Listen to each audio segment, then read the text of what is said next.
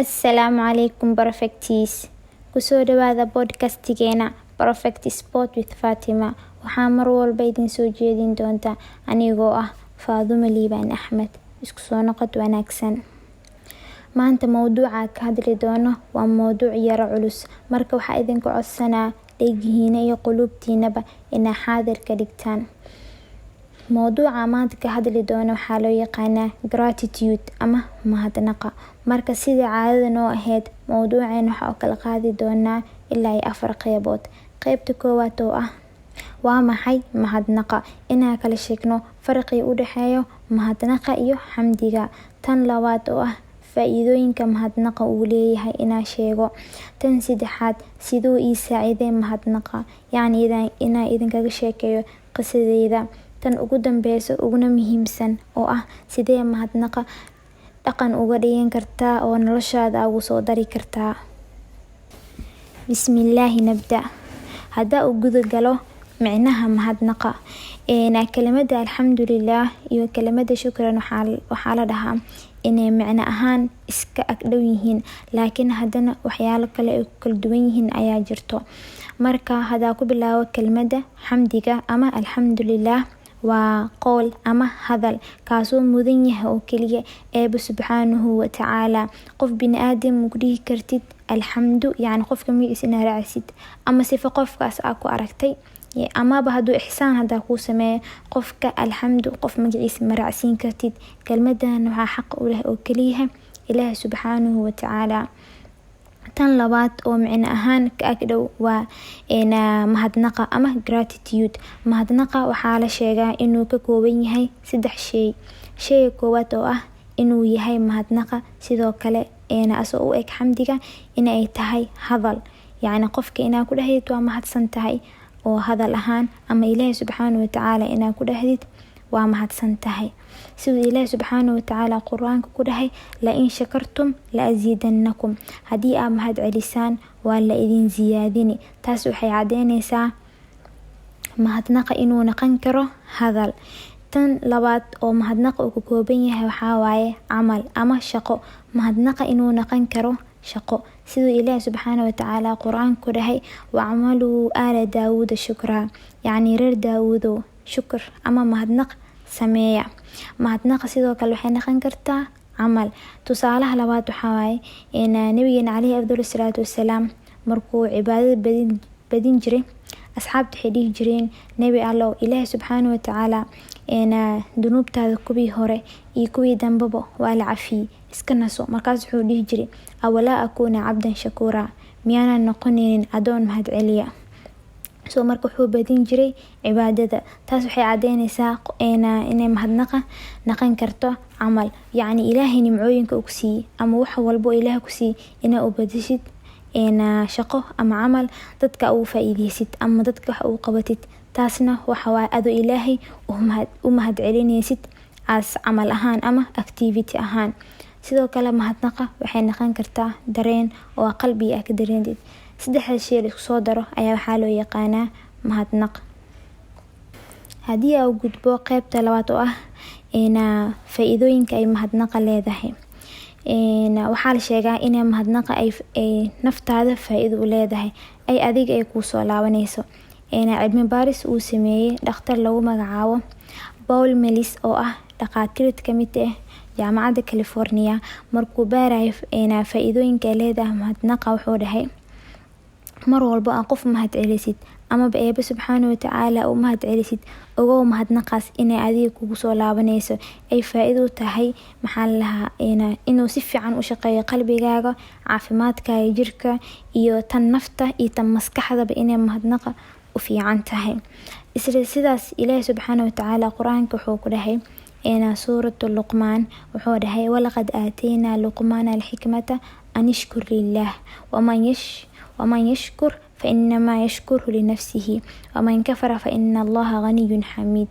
taasoo micnaheedu tahay dhab ayaan Luqmaan u siinay xikmada iyo inuu Eebbe u mahad celiyo. Ruuxii mahadiya waxa uu u mahadiyey naftiisa. Ruuxii gaalooba meeshan waxaa laga wadaa qofkii nimcada Ilaahay aan ku mahad celinin, Ilaahay wuu ka kaaftoomay. marka sidaas oo kale meeshaan waxay noo cadeynaysaa mar walba qof mahadcelisid ama ba ilaahay oo mahadcelisid, mahadcelintaas waxay kusoo laabanaysaa naftaada oo waxay faa'iido u tahay inuu jirkaaga caafimaad helo, inay naftaada caafimaad ay hesho iyo inay maskaxdaada ay caafimaad hesho. sidoo kale faa'iidooyinka mahadcelinta waxaa kamid ah mar walba mahadcelisid ilaahay wuu ku ziyaadinaa. sida haday soo sheegnay ilaahay wuxuu dhahay la in shakartum la aziidannakum, hadii aad mahadcelisaan waa la idin ziyaadinaa. sidoo kale mahadcelinta waxay faa'iido u tahay inay noloshaada ay noqoto mid balance ah oo dhameystiran, oo mar walba ka aragtid nolosha dhanka positive-ka ah ama dhanka wanaagsan, ay ishaada mar walba ay aragto nimcooyinka ilaahay ay ku siiyay, taasoo ka saacidi doonta noloshaada inay noqoto mid degan, ayna ku siiso inner peace ama deganaan dhanka gudaha ah. hadii aan gudbo qaybta saddexaad, sidoo mahadcelinta ii saaciday. inta aan baranin sida loo sameeyo mahadcelinta, qaasatan mahadcelinta ilaahay loo mahadcelinayo, wadooyinka la marayo iyo waxaas inta aan baranin, waxaa ahay qof oo mar walba nolosha ka arki jiray dhanka negative-ka ah. mar walba waxaa u haystay nimcooyinka ilaahay subxaanahu wa tacaala dadka kala siiyay inay ka fiican tahay wuxuu ani siiyay. mar walba waxaa umaleeyaa dadku waxay haystaan inay iga fiican yihiin oo wax aniga aan haysto ay ahayn wax fiican. isla markaas waxaa kaloo qabi fikir zaa'id ah, ama inaa ka fikiro waxyaalihii la soo dhaafay ama ba ka fikiro waxyaalaha mustaqbalka dhacaya, oo mar walba xaaladda markaas la joogo ma ahayn mid maskaxdeeda joogto oo agaari ka dhacaya ka warhayo. heer markaas dadkii igu hareersanay ee dareemeen fikirkeyga iyo maqnaanshahayga badan. mar walba waxaa ka carari jiray xaaladda markaas la taagan, ama sheekooyin inaa maskaxdeyda ka abuurto oo mustaqbalka ku mashquulsanahay, ama inaa ku mashquulsanahay wixii la soo dhaafay. ilaahay subxaanahu wa tacaala wuxuu baray dadka hadlayaan mahadnaqa oo ka sheekeynayaan faa'iidooyinka uu leeyahay, sidee u sameynayaan, sidee noloshooda ugu soo darayaan waxyaalaha ay isticmaalayaan. isla markaas ilaahay subxaanahu wa tacaala wuxuu igu hanuuniyay waxaas aan dhegeysanay inaan noloshii ku apply gareeyo. marka waxaa bilaabay inaan buug iyo qalin gooni u sameysto oo mahadcelinta sameeyo. xilli waxaa sameey jiray subaxdii inta aan howlihii galin inaan mahadcelin sameeyo, marna waxaa sameey jiray habeen. marba markaas qofku waxaa fiican xilligu markaas ka gaaro oo firaaqo helo inuu sameeyo. waxaa bartay markaas mahadcelinta inaan qoro ilaahay nimco markaas maalintaas ilaahay subxaanahu wa tacaala uu mahadcelinayo inaan qoro, iyo nimcadaasi 3 sabab ilaahay subxaanahu wa tacaala ugu mahadcelinayo inaan qoro. markii arintaas bilaabo waxaa dareemay isbedel oo dhanka nolosheeda ah. kooda hore inay maskaxdeeda ay degtay, tan labaad inaan noqdo qof positive ah oo mar walba fiiriyo nimcooyinka ilaahay siiyay. hadii markaas isheeda ku dhacdo nimco qof kale oo haasto, inaa isa soo xasuusiyo inaa ka badankeed haasto. waxaa kaloo bartay wax dadka kale ay haastaan inaysan ka fiicneen wax aniga haaste, oo qof walba wuxuu haasto uu ku fiican yahay, taa wuxuu ilaahay u qoray. mar walba oo qof kale wuxuu haasta arko, waxaa isa soo xasuusinaa wuxuu ilaahay siiyay, then ilaahay subxaanahu wa tacaala waa u mahadcelinaa. mar walba maskaxdii wuxuu ku mashquulsaneed nimco walba oo ilaahay siiyay. marka mid ka dhamaado ishay mid kale ku dhacdaba, then hadana waxaa bilaabaa mahadcelinta. mid kale ishay ku dhacay, then waxaa bilaabaa mahadcelinta. marka waxaa galay xaalad oo deganaan ah dhanka gudaha, inner peace ah. waxaa kaloo galay xaalad qanaaco ah, alxamdulillah, inaa ku faraxsanahay kuna qanacsanahay wuxuu ilaahay siiyay. ilaahay inuu markaas albaabii furay, qanacsanaantay ee zaa'iday, maskaxdeyda ay degtay, nolosheeda ay degtay. intaas ayaa ka helay mahadcelinta. waxaa kaloo sameeyay mahadcelinta inaan qoro ama inaa niyada qofka ka niyeysto nimcooyinka qaarkood oo markaas hadaysan ii dhaweyn buug iyo qalin, inaa niyada ka niyeysto, inaa markaas dadka u mahadceliyo si direct ah. hadii wax ii sameeyaan inaa ku dhaho waa mahadsantahay, hadii wax ii sameeyaan oo aan ku dhihin waa mahadsantahay, inaa niyada ugu duceeyo ama niyada ugu mahadceliyo.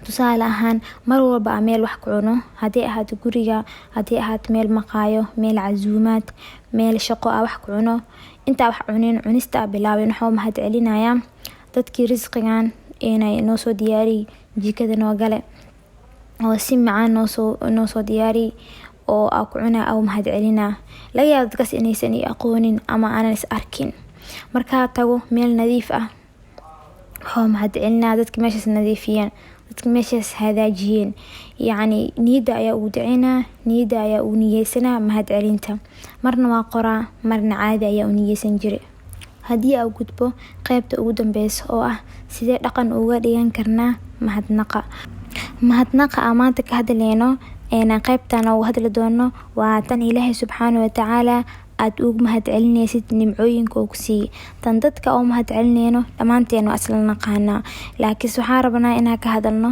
tan marka oo Eebbe subxaanahu wa tacaala ugu mahad celinayno marka intaanan sheegin waxyaalaha aan sameyn lahayn waxaan rabaa inaan idin sheego muddo 30 maalin ah ayaa waxaa soo dhigi doonaa maalin walbo hal video halkaas video waxa uu hadli doonaa hal nimco waxaa soo qaadan doonaa hal nimco iyo asbaabaha nimcadaaseti ugu mahad celinayna si markaas idinka ugu tobarataan oo si qoto dheer oo fahamtaan sida loo sameeyo mahadnaqa abuug uu qori lahayd yani halka nimco different sides ama dhinacyada kala duwan halka nimca ka arkaysid yani inaa idin tusiyo si markaas ta ugu tobarataan marka waxaa idin soo diyaarin doono oon idin soo jeedin doono aniga Faaduma ah iyo gabar kale saaxiibtay Ramla marna ida soo jeedin doonto marka muuqaaladaas waxaa soo dhigi doonaa TikTok oo Perfect Sport with Fatima marka meeshaas kala socda maalin walba waxaa soo dhigi doonaa hal nimco iyo sababta nimcadaas Ilaahay subxaanahu wa tacaala ugu mahad celinayna si markaas ugu tobarataan haddii aan soo laabano mowduuceena sidee mahadnaqa ugu dhigi kartaa dhaqan kooda hore inaad u samaysatid buug iyo qalin waxaa la sheegay in qorista aad iyo aad u muhiimsan tahay soo marka waxaa sameynaysaa hal buug qaas ugu dhig oo mahadnaqa mar walba mahadnaqa qor haddii markaas suurtagal aysan kuu noqonin mar walba inaa buug heshid waxaa sameynaya oo kaliya note ku sameyso mobilkaaga mar walba ku qor yaama subaxdii inaa qortid yaama habeenkii inaa qortid xilliga markaas fursadaada ay noqoto isku day inaa mahadnaq sameysid marka waxaa sameynaysaa hal ama 2 ama 3 nimco maalin laakiin inaa qortid iyo nimcadaas sababta Ilaahay subxaanahu wa tacaala ugu mahad celinaysid inaa qortid tan kale oo ah mahadnaqa inaa u bedelno camal taas waxay mahadnaqa oo Ilaahay u mahad celinayna isla same time hadana mahadnaq sida u dhigi karnaa عمل أو مد نقن كرنا وعملوا آل داود شكرا يعني رير داود ونمعيد إله إنسي وكم هاد عليا نمع والبو إله كسي سبحانه وتعالى تدك أدح وبرتد أم تدك أو فائديسد فائدس أو فائدينيسد إله سبحانه وتعالى وحرمتها أدو ومهد علينيسد تصالحا أنا إله سبحانه وتعالى وحبه إباري wuxuu ibara waa faa'iido waxba ka faa'iidi then faa'iidi ayaa idinka idin soo gudbinta idin soo gudbinaya waxa waa inuu Ilaahay subxaanahu wa tacaala u mahad celinaayo nimcada ayaa waxa u bedelay camal tusaale kale mar walba salaad dukanaysid Ilaahay nimcada wuxuu ku siiyay islaamka wuxuu ku siiyay nimcada caafimaadka soo nimcada ayaa waxa u bedelaysaa camal ama shaqo u bedelaysaa salaad ayaa dukanaysaa Ilaahay ayaa u mahad celinaysaa haddii aad tahay qof shaqeeya nimcada Ilaahay uu ku siiyay caafimaadkii iyo xoogii uu ku siiyay ayaa shaqo u bedesho yani qof shaqeeya ayaa tahay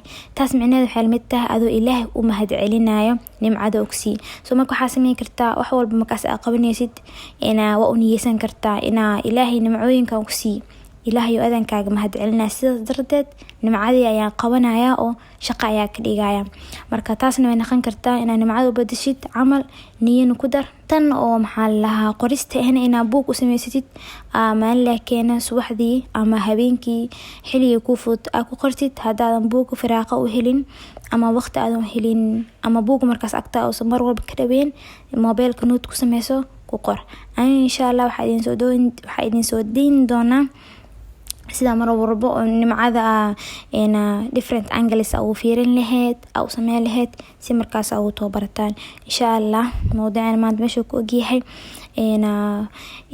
fadlan gaarsiya qof walba as leedihiin uu ka faa'iidi karaa mowduucaneeti u share gareeya TikTok-gan igala socda mar walba meeshaas ayaan soo dhigi doonaa videoyaashaas yaryarka insha Allah maca salaama